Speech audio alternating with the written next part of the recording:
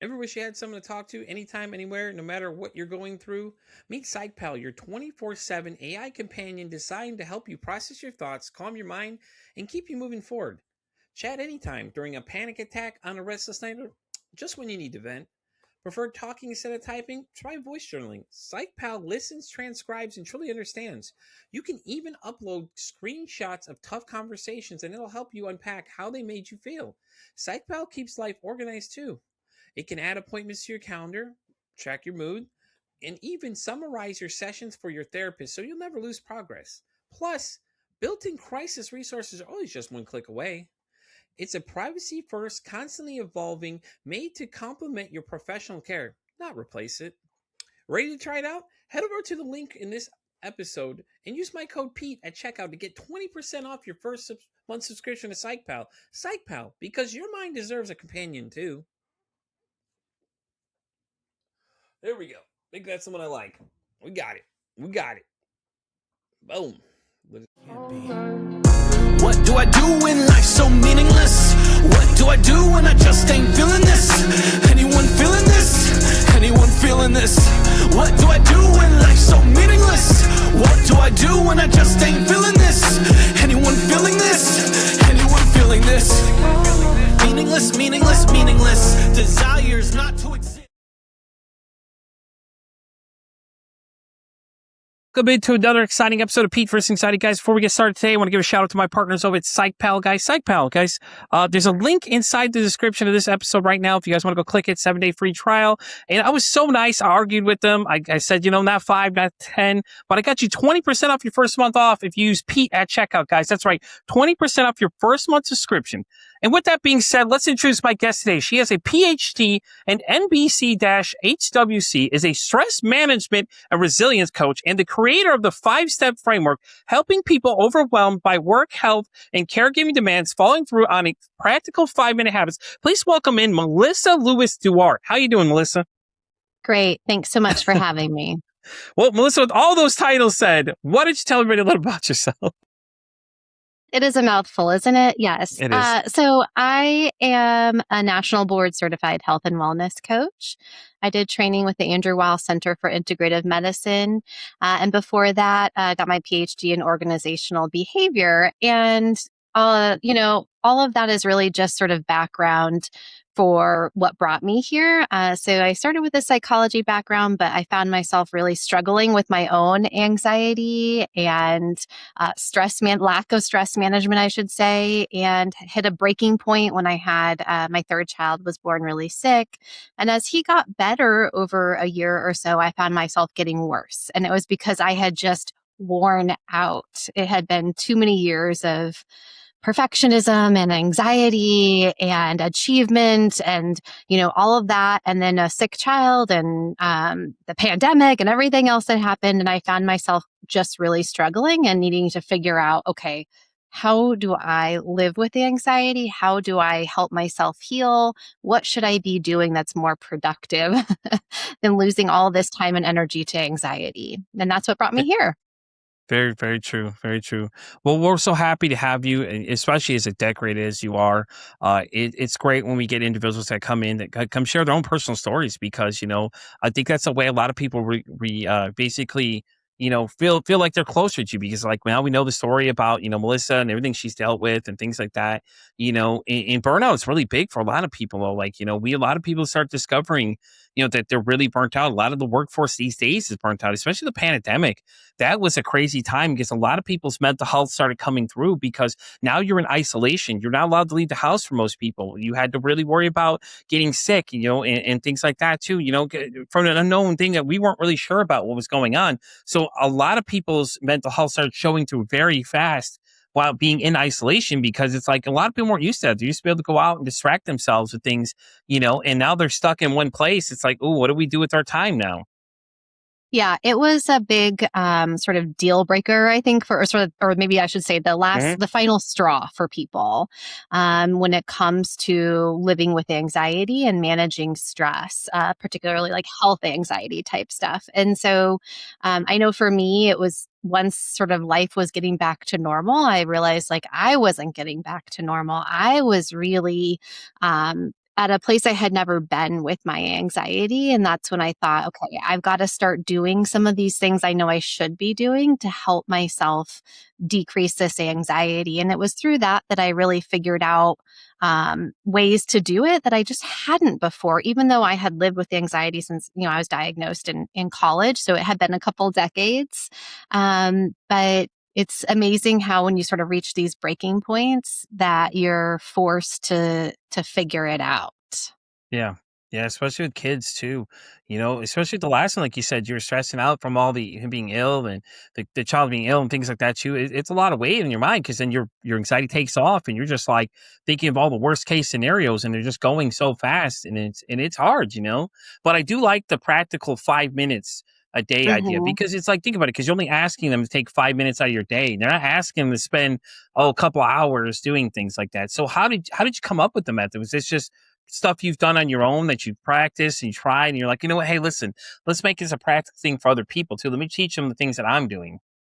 It was a combination, really. This has come out of years of work that I've been doing. So, as I mentioned, I was at this breaking point, and that's when I decided I would start a blog. I wanted to write about my journey. It was never about being this person who had all the answers. It was rather like, I'm in the trenches doing this work too. Like, what works? What doesn't work? What's the real messy reality behind it? And so, I started a blog where I was really just trying it out and trying to experiment and hold myself accountable by posting about it. I've always enjoyed education and community. And so that was my attempt to sort of form that. And through that, after about a year of doing that, I realized, oh, there's a lot of information here that's useful, but I don't, I'm not trying to be an influencer, probably not the best person as a blogger. So what do I do with this? And that's when I came across health coaching and realized that there was a way that I could really shift. And so that's when I got training through the Andrew Weil Center for Integrative Medicine and pivoted to really putting it into action of helping other people do what I had done. So it was based on all of that research I had done to heal myself and then the additional support I was giving over the course of several years to other people who were anxious and overwhelmed. And as I got more and more into it and sort of reflected back on what worked for me, I realized that there was really, what I was doing and recommending to others fell into certain categories. And I called it Take 5 because most of what I focused on myself was like 5 to 10 minute practices. I mean, I had a baby at home who was on oxygen and needed surgeries, and I had 2 other toddlers essentially. And I couldn't take a month off and go on vacation. I couldn't, meditate for Yeah. hours. I had to figure out what I could do in the margins of life, the 5 minutes from one like preschool drop off and some other obligation I had. And I found that in working with other people, those are the best solutions because people can fit it into their life. When you're anxious or you're overwhelmed, the last thing you need is one more thing on your to-do list. Yeah, And so exactly. that's how I came up with these sort of really focusing on 5 minute practices. Not that other longer practices don't work. It's just that I found that this is most what people can stick with, more consistently. So I mentioned there's sort of 5 categories, and I encourage people to think about the different ways into stress and anxiety management. You don't have to do all 5 of these. You can choose one that most, calls to you or that is interesting to you or one that you feel you have the most need in. And so the first one is what I call physical techniques. And so you can think about this as like from ground up. So what you can do to affect your body. Because these signals from your body go to your brain and influence how stressed and anxious you feel. So think about sort of the foundational health stuff, which you probably have already heard a lot of in the media, like nutrition, sleep, and movement, right? These are sort of big foundational Yeah, but things. they're Those are but think about it, they're easy things to do. Your nutrition, your sleep, and just moving you're not asking much out of people. I mean, and that's what I like about this so far is that, it's yeah. applying to things that are practical to other people though. Yes. And those are sort of the foundational things are things we know we should be doing. Yeah. I always encourage people to remember that these are simple, but not necessarily easy to stick with. And that's okay. And that's where I think coaching can be really helpful. Okay, so physical is sort of that foundational stuff, but also other things that really can be done in 5 minutes, something like breath work.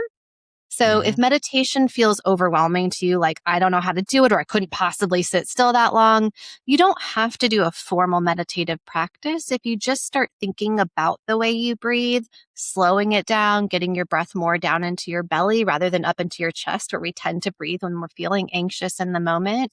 Some of those simple tweaks can be really huge in changing the message going from our body up to our brain, telling it whether we're in a fight or flight mode or a rest or digest mode. And then Hmm. one other category in sort of the physical area is what I call five senses techniques. So anything that involves one or more of your senses in an enjoyable way. So it could be, sort of your ears. It could be listening to a soundtrack or even just one song that for you is calming or enjoyable. It could be something in terms of like aromatherapy, a scent you really enjoy. Your eyes, think about sort of gazing at the horizon, which sounds super simple, but actually sends an important signal to the brain that you are calm and safe. Because when we're sort of staring out at a big perspective, it sends a signal to the brain that we are at this place where we can be taking in our environment rather than sort of in it and having to be aware of everything around us. So some of these like simple things is a way to change the signal going from the body to the brain. So those are like the physical ways into stress and anxiety management. For other people, I talk to them more about what I call cognitive techniques. So this is more top-down approach, thinking about changing the messaging, because so much of our stress is what happens between the ears and the dialogue that we have going on with ourselves. So this could be something like changing when you catching yourself when you ruminate and learning how to shift your thought patterns. It could be more in terms of self compassion. So, a lot of people who are feeling anxious in the moment, um, we beat ourselves up, right? We say like, why do I feel this way? Or I shouldn't feel this way. Or Hmm. we get into a loop and it only makes our anxiety worse. And the thing with self-compassion, which can feel really touchy-feely as a term when I say it, but it's actually a skill set and it's very well studied in terms of managing stress, and people who are higher in self-compassion do better with achievements. And so it can be really helpful to learn it as a skill. So that's more like top down type stuff. So we've got the physical, we've got cognitive. The third one that I talk about is more emotional. So these are things that have to do more with regulation. So if you find yourself super reactive, which you can be, I know like when I'm feeling super anxious, I'm going to, snap at my kids or my husband more because I just feel like on guard. Like I need things to fall in line and be a certain way, right? Which I'm sure a lot of anxious people can relate to. And so we can start to think about our emotions as things that we can regulate. We don't have to just react that way. And so there are specific skills we can build for regulation. Also, for those of us who have been dealing with more like chronic stress or anxiety, a lot of times we just start to feel bad. And so there are specific things we can do to boost our mood and to help ourselves emotionally, whether it's like a gratitude list or some time with friends and family, but, very specific skills in terms of um, practicing feeling better. Even if we don't feel better in the moment, we can practice it and get better at it. So those are more emotional. The fourth one that I talk about are what I call purposeful techniques. So these are the ones that let us feel or help us to feel like a life well lived or a very more fulfilling life. Those things that sometimes as we adults get put on the back burner. So if you think about what brings you joy, what did you enjoy as a kid? What is some form of play for you?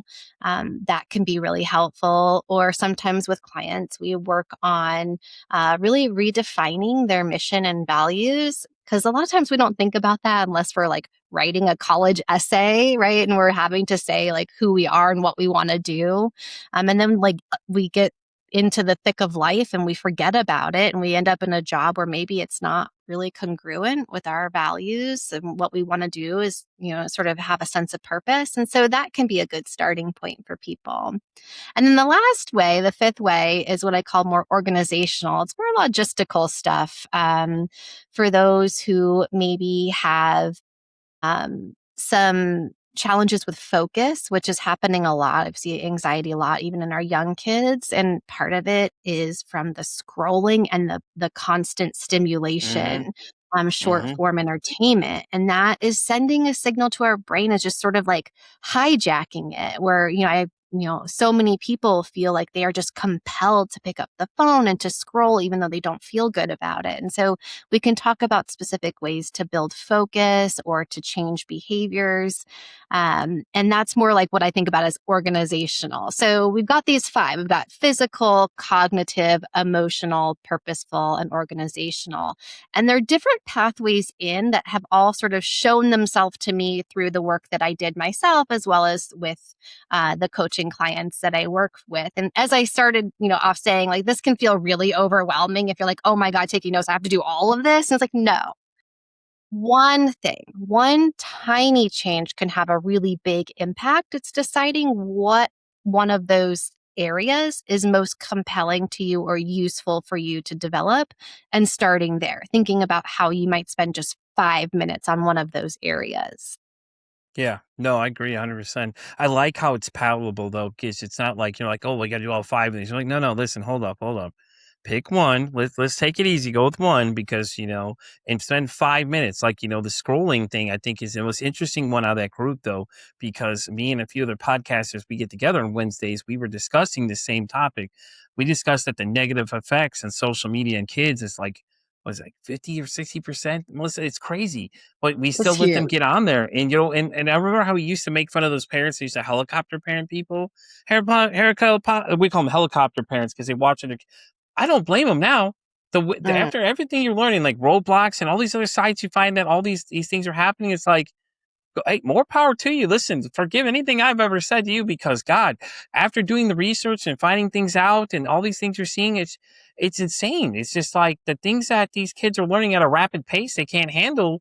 And nobody Yeah. really can, honestly. Like we're learning too much. There's too much information coming faster than we can process, and everybody doom scrolls and they're on TikTok and God, I wish people, would just use TikTok for good reasons, not bad reasons, but it's the internet, so God knows what kind of people you're going to find out there. Yeah, and I think So, you're bringing up a really good point in that our kids have this unfettered access to it, hmm but also if it's not good for them, it's probably harmful for us too. And I'm not exactly. saying that we have to throw the baby out with the bathwater. I mean, there are Definitely. some great things like you were just mentioning with TikTok and YouTube. You can learn so many good things on there. Yeah, exactly. Um, Use it for the power of good, yes, not bad. yes, Damn it, quit everybody. yes. Because there's some videos out there. I'll tell you that a cop on my Instagram stream. I'm just like, okay, well, I'm done with the internet today. My take is done. But yeah, TikTok's really great though.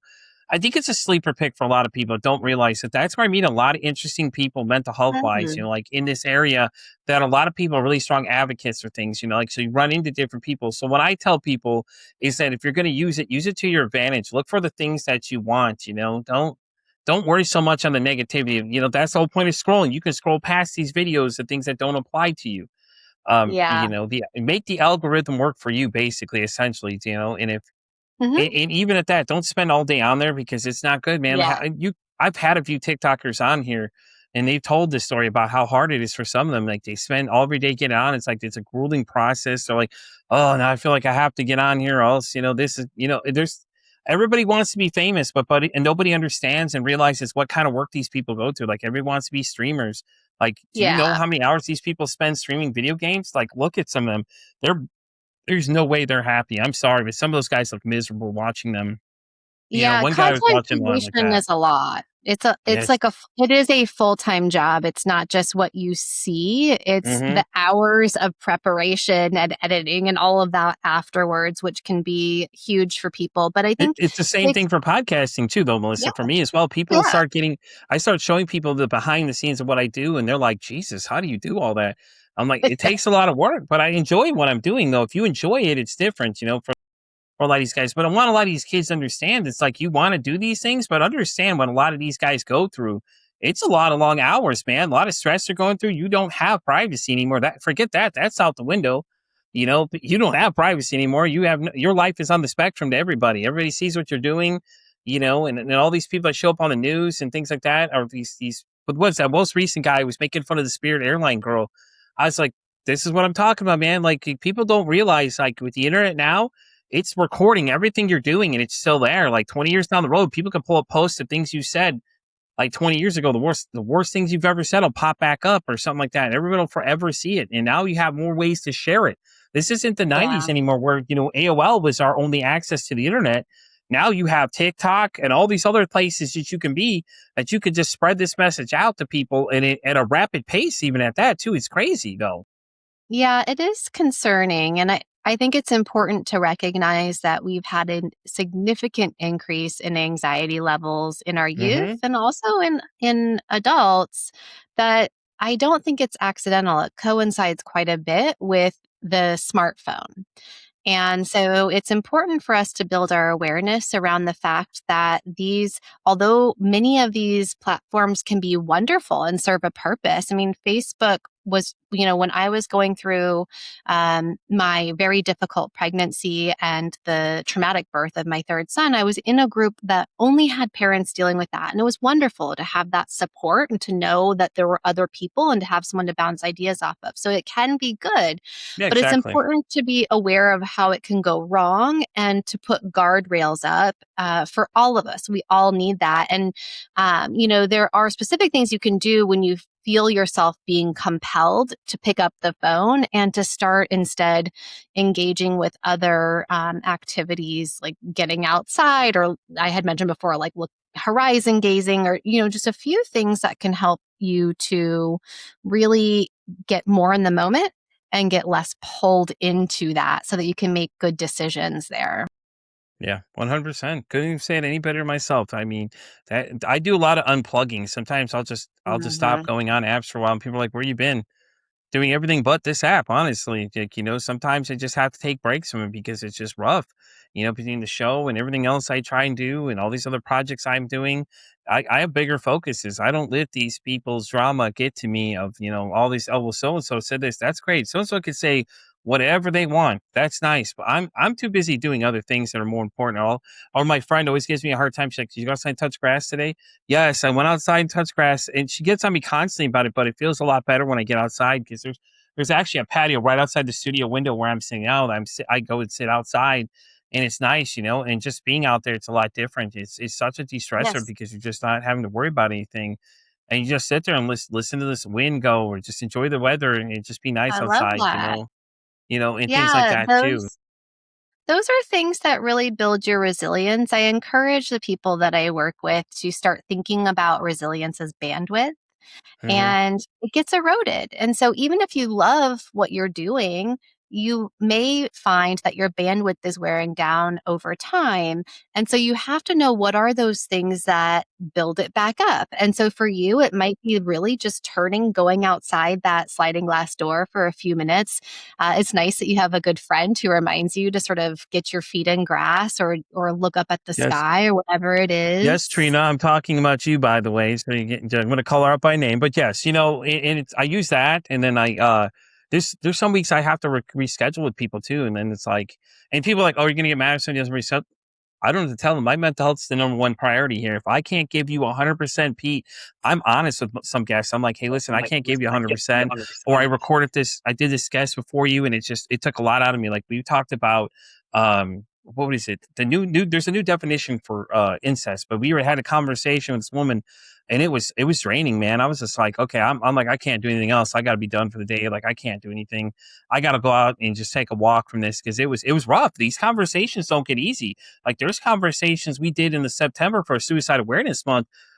Listen, I'm going to tell you, there's some of those episodes were bad. Like after those, I had to go outside and literally just take a walk for a while because it was like, wow, the things that you're hearing. We had one woman, we had to suspect it from the person who wasn't successful. She shot herself, and you didn't know this to the whole conversation until You get to the moment she tells you, oh yeah, when the ambulance came, I had the gun sitting next. I'm like, wait a minute, what? Like, you're hearing this story from the perspective of somebody, but you don't know what happened until she mentions it. And I'm just like, yep, I'm done for the day. I'm done, and when you get into this area, it's something I understood a long time ago that, sometimes I'm going to have to put myself first, and I'll have to take breaks. Like, I'll have to take breaks, walk away, things like that. I record sometimes 3-4 hours at a time. Like, I'll do like 3 or 4 guests back to back, depending on what it is. And sometimes I got to get up and take a break afterwards. I just stop doing everything else. I'll go and just disappear. I'll get off, stay off my phone and just go wander off and somewhere else. And people are like, oh my God, where are we at? Duh. I'm here, right? I'm still here. I mean, it's like, calm down. Like, I had to do what I had to do to protect myself. At the end of the day, I'm looking out for me. Yeah. Sometimes unplugging from these sites and everything, like, I did it. I'm doing a test currently to see how many people notice that I haven't said anything online. I haven't been online, but I post because I have something automatically post somewhere. I'll post something or I'll pop in randomly, and people all ask me the same thing. And I'll just say, I've been busy doing something else, and then other people that message you directly and ask you, hey, you good? I'm good, man. I'm taking some time off. Like, I took this whole month off, doing like heavy amount of TikTok. Like, usually I'm on TikTok doing battles and things like this and other stuff like that. I'm a little more active than usual, but it's like now I'm just like, I'm going to take the month of May off. It's been a long time. I've been going really hard at both ends. I do this show. I do another side project. I do meetups with other podcasters, and it's hard for people to set those boundaries. And I think that's one of the things too. A lot of people have trouble with this setting boundaries. It's like, limit that need of that fear of being missing out, the FOMO, fear of missing out on things, because that's what these apps are meant to do. Turn your phone on silent.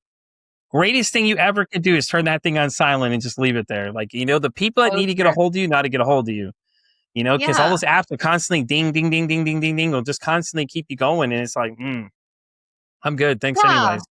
I think it's important to have safeguards like that you put up regularly rather than having to think in the moment, should I do this or how do I do this? If you have more of some structure really built in around that, it can help you to definitely make sure you're protecting yourself. And I think, it's really good that you're able to recognize when you need that break and to take it. A lot of times people who are anxious or overwhelmed don't even recognize what their triggers are or when they're sort of, what the red flags are. And so it's very useful to take some time to reflect on that or work with someone who can help you figure out what are your red flags? What are the signs, the warning signs that you need to unplug or you need to get in grass or take 5 minutes to yourself? Because if you don't my friend from Australia does that to me all the time. She always tells me the same thing too. She goes, have you got outside and touched grass today, Pete? Have you walked in the grass with no shoes on?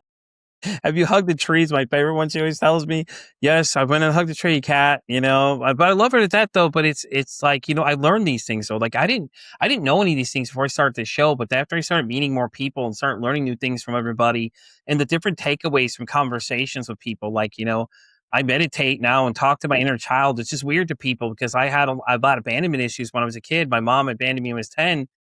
Well, me and her still don't have a great relationship. And the hardest part was forgiving myself, if anything, because like that forgiveness just wouldn't let me go. The wall just kept coming up. Every time I tried to get to that point, it just kept going up. But now that I've just kind of gotten past it, everybody sees me in a different light because now I'm different, is what they say. But to me, it's like you watch the evolutionary Pete from day one of this show to where I'm now. You see a whole different change of focus of things I do differently now that I didn't do before. Learning more things as I go because it's great because it's a journey of self-discovery together. Like I'm meeting new people or hearing their stories, hearing the things they're doing, exploring the areas of things like what you're doing, yourselves doing, and other people are doing.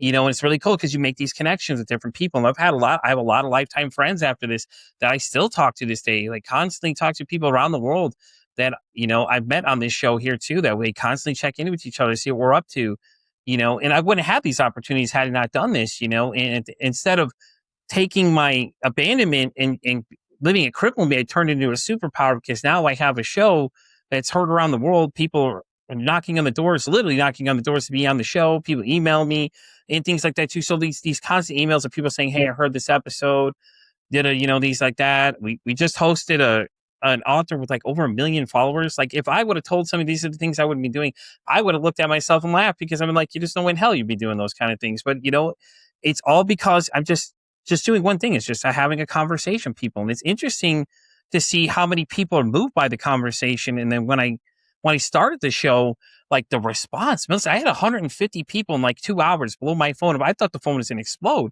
I was like, this is crazy. People really want to talk about these things, and now here we are now. Wrapped up season 3, working into season 4 now is where I at right now, and I'm already planning out the rest of this year for the 4th season, and going into 2027, I'll have 2025 or season 5 already pre-recorded and ready to go too. So that way I can do other projects and do these panels and all these other kind of cool things I'm planning on doing. So That's amazing that you have, like you said, you've turned it into something worthwhile, something positive. You used it to help you grow and to help others, to bring others along with you on the journey.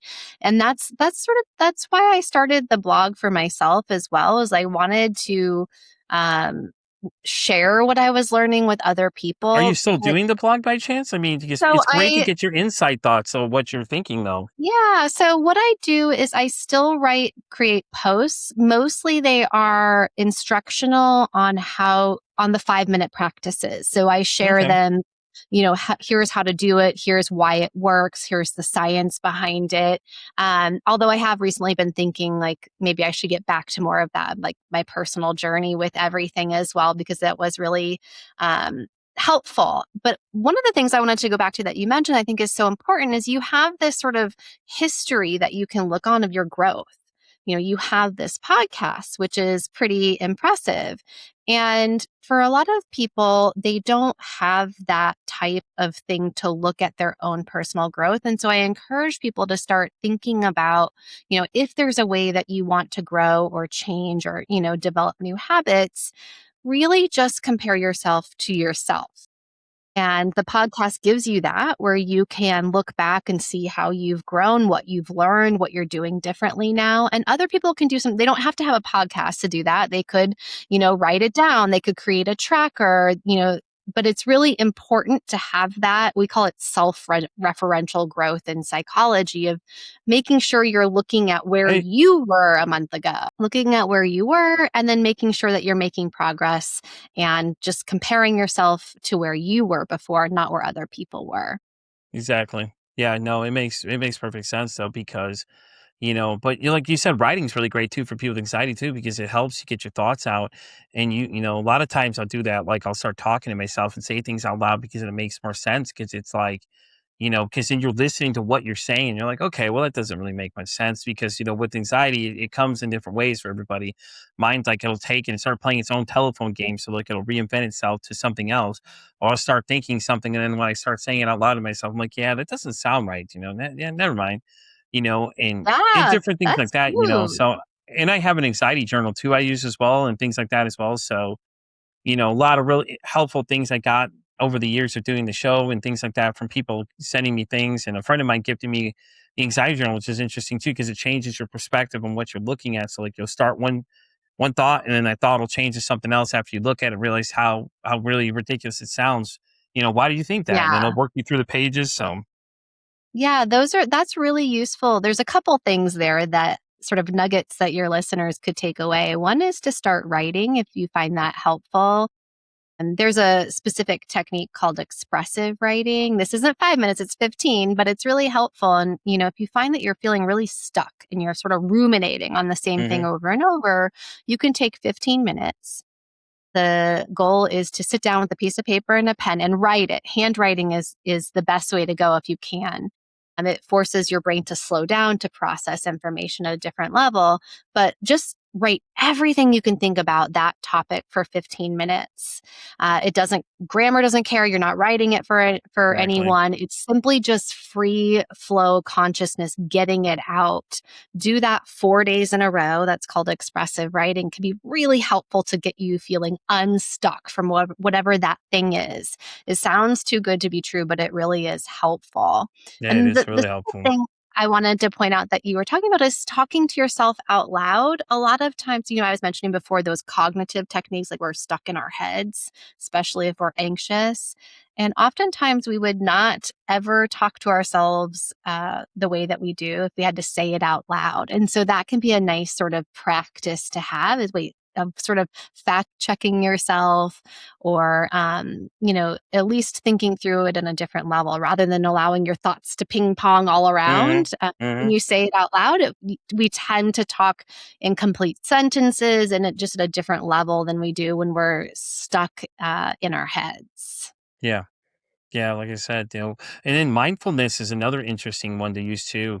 For people who've never done it before, there's an episode we recorded during season one of the show where we were using coffee as the example. He's like, and the way they broke it down was just a different way to look at things. And now I apply it to a lot of things I do now because if you start breaking it down, you really start to look at things from a different perspective.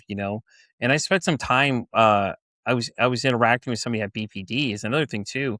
I learned how to communicate with somebody with BPD because it's interesting with those guys. You have to be very careful of what you say because everything you say can be taken and run with. So like you have to think about what you're going to say to this individual, and things like that too. So I thought it was very interesting. It was an interesting lesson to be learned too because now I apply it to everything now because I think about what I'm going to say next. Like I'm thinking the next 20 answers to something somebody is saying to me, and I'm sitting there in my head dissecting which one the next one I'm going to say is, instead of just verbally just spitting things out and it's changed interactions. People have noticed it too. A lot of people I know are like, yeah, listen, you don't seem the same. There's something different about you. There's a woman, in Oh, fact, that made a comment, said that she's known me for a while now. She said she left and came back to where we're at now, and she was like, I could tell you right now, he's way different than before. Like you may think that he's something, but he's not. It's like you have no idea. You never met him. Meet him 5 years ago, and you'll notice he's a way different person than he was before. And that happens to a lot of people that don't know a lot about my past. When I was an asshole to people like before. Let's just say what it is. I was very rude to people, and it was more of just because I shut off the hip, and I've always been really defensive about things. But now it's like I don't do that same thing. I changed the way I do things, and a lot of people notice it. Even my kids notice it. Like me and my kids have never really had a great relationship after they were living with me and they went to go live with their mom because I was a terrible person to be around, and I've already admitted that openly a few times to people on this show. But even they notice the difference too because the way we interact is way different now. It went from not speaking to now next week my daughter is going to graduate high school, so I'm going to see her and everything, and she's excited to see me. This is a different that's dialogue. great. Had someone talk to me last year when I was doing the show because they wanted nothing to do with me at one point, and rightfully Mm. so. I was a terrible person to them. Like I don't blame them. I was a horrible person. Those poor kids, man, they did deserve what they went through. But I can admit though I'm wrong now. Before, no way in hell that ever happens because I was never that type of person. But now that I went back and self-reflected on the things I've done, it's changed my perspective on things, and people notice these things. Like a lot of people will start to notice Yeah. when you start doing things differently.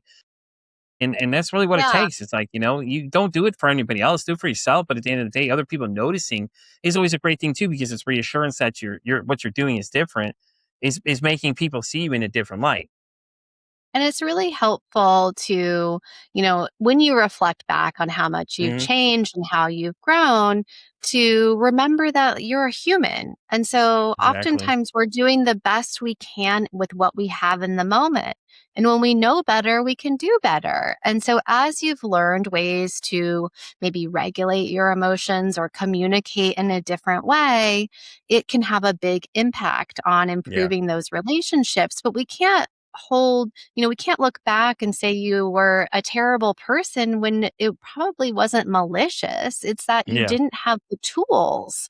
And so when you have the tools, you can learn to do differently. And I encourage people to really think about, managing stress, building resilience, or dealing with your anxiety as using just learning new skills. Hmm. And the things that, I teach people they can learn. You mentioned mindfulness. And I felt for myself with anxiety, that was a huge game changer for me because I had tried for several decades to really rationalize my way out of anxiety. And that's really the common approach is to use cognitive behavioral therapy, where you start to examine your thoughts and question whether they're accurate. And that's very helpful and useful. But for me, this sort of only got me so far. And what I still had anxiety because anxiety is not rational. It doesn't care, like whether or Exactly. not it's Yeah. reasonable to have those fears. And so I had a really good therapist at the time who said, well, what if you just accepted that you were going to be anxious? And I thought, what? Like, I'm just going to accept this? Because I had sort of been white knuckling it for a long time, trying to resist it and run away from it or talk myself out of it. And I found that that was really hard. And instead, mindfulness taught me to simply just surrender to accept that I was anxious and that it was going to be uncomfortable. I wasn't going to die, but it was going to be uncomfortable. It was going to suck. And then I would, get through it. And then I would be in a better place. And so for me, that helped me to, that was really helpful to have that, just that relief of I don't have to hide it. I don't have to white knuckle my way through it. I can just sit back and say, okay, I'm going to be anxious for the next few minutes. Let's see what happens. And as soon as I had that sort of that letting go of trying to control and more of a curiosity perspective of what it might, how long was it going to last? That's what it almost took away all the power. I don't Yeah. know if you found this for yourself, but there was so much in resisting the anxiety that just made more anxiety for me. Yeah. Because, you're trying to avoid it. Yep. hmm Yeah, I started saying, resistance equals persistence. And the more I tried to resist feeling anxious, the more anxious I felt, or the more workarounds I was trying to create in order to, because I thought like, oh, I have to do this, otherwise I'll be anxious. And as soon as I said, well, I might just be anxious, it suddenly took a lot of power away from that feeling. Yeah. So, Melissa, we are at that point of this interview where we're going to ask you two questions now. I told you I was going to ask you, but didn't tell you what they were. So, the first one's actually a really fun one. So, the question to you is that if your mental health had a song, what would you say that song would be? Oh my gosh. This is a Hmm. really fun question when I ask people. Yeah, that's a fun one. I off the top of my head, ooh, I feel so put on the spot. I guess let it be. Maybe that would Okay. be one, Okay. sort of let go. All right, I'll take that. There's no wrong answer to this question at all. It's interesting to hear people's responses to this thing. It's just because music's a big thing for me. So I Yeah. actually borrowed this question from a friend of mine who runs a podcast called "The Shit That Goes On in Our Heads." She'd asked me the same question, so I broke mine down into two different answers. But What was it was just yours? fun. Mine answers were the original. Mine is "Artificial Suicide" by Bad Omens. It's because the tone of the song is just that's what my anxiety's like. When it's full blown, it's like that. Okay. So then my depression song was Leave a Light On, Talk Away the Dark by Papa Roach. And it was just because I was a big Papa Roach fan. I love the song. And the end of the video talks about 988, which is it's real, it's like it's a really powerful song, especially when you're feeling your feelings. And then the other answer I gave was A Different Kind of Pain by Cold is another one I used as well, because they were just both that kind of like real mellow feeling. When you're really down, that's really what it's like. And Yeah. I think a lot of people don't understand what it's like to be in these things. I think Jim Carrey said it best is, depression is basically you not wanting to be that character for the day, basically. And being sad is just feeling down. And the way he broke it down was so masterful that I love it so much. And it's a quote I like to use for a lot of people, because a lot of people just don't understand what it's like going through these things. So like for me, music's my biggest expressions.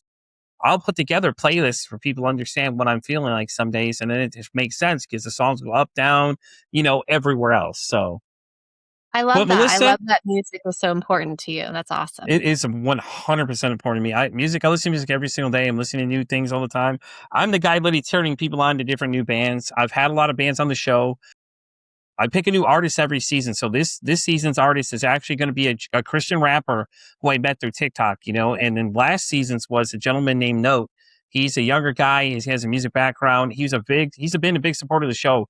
And he was a guest on season 2 as well, and things like that too. So now this leads us to the main question and the reason this podcast exists. Okay. So if you could break the stigma about mental health, now what I'm asking you is that something that you hear every day that you just want people to stop believing, what would you say that one thing would be? That's a good question. So a stigma, a myth about anxiety? Anything you want to say, whatever you feel like you want people to stop believing. Is there something you hear people always refer something anxiety, mental health, something in your practice that you've heard people say that you've met while helping your clients? Is there something that's a repetitive, anything that you just want people to stop believing? That you don't have to live, anxiety doesn't mean that you have to live sort of like it's not like a death sentence. It's not something that has to ruin your life. And you can have a very wonderful, full life, even with anxiety. There's a lot you can do. I want people to walk away feeling empowered, that there is so much within their control. We can't control the things coming at us, but we can control our reaction. And so I hope that people feel a lot more of a sense of empowerment. I agree. Melissa, thank you so much for coming to hang out with me today. Before we start closing out the show, would you like to let everybody know where they can find you? Websites, socials? Where's the best place to interact with you if they want to learn more about you? Yeah, the best place is my website, which is www.workingoncalm.com. On there, under the articles tab, you'll find those blog posts I mentioned before. So lots of tools, techniques that you can use right now to start building resilience and decreasing your anxiety. You can sign up for my newsletter there called Take 5. It's where I share monthly 5 tips that are 5-minute practices that you can start using right away. And you can find me on all the socials under Working on Calm as well. I love it. Melissa, thank you so much, guys. I will have all those in the links for this description of the bio for everybody to look at that's listening at home. And Melissa, thank you so much for coming and hang out with me today. I really appreciate it. Melissa came at the last minute, but it's awesome. She came through and killed it. Melissa, thank you so much. I appreciate it. Thank you. And Thanks, guys, Pete. with that, thank you so much. Well, with that being said, we're going to wrap up this episode of Pete vs. Anxiety. You know where to find me. I'm Pete vs. Anxiety on X, all the way down to TikTok. I'm on Spotify, all the way down to Pandora Radio. And as I always say, it costs nothing absolutely to be kind to somebody. One kind act you could do could save someone's life, or hell, you can make their day. I'm Pete vs. Anxiety signing off saying, don't ask how your day is today. Say, hey, how's your mental health?